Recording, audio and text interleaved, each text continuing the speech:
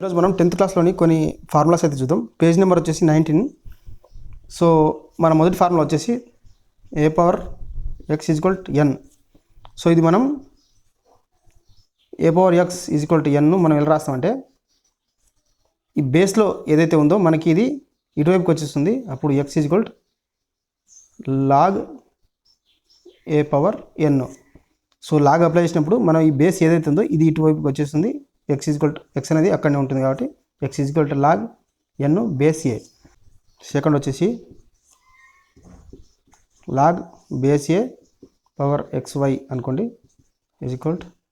Log base a x plus log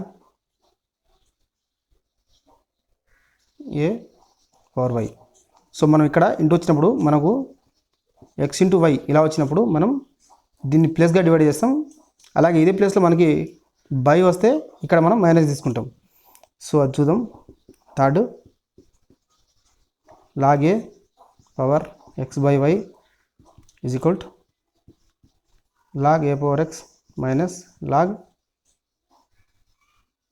A power y ఇదనమాట. ఇక్కడ మనం బై వస్తే ఇక్కడ మనం మైనస్లో తీసుకుంటాం. ఓకేనా ఫ్రెండ్స్, ఇంకోటి చూద్దాం. లాగ్ ఏ పవర్ అంటే బేస్ ఏ ఎక్స్ పవర్ n అనుకోండి.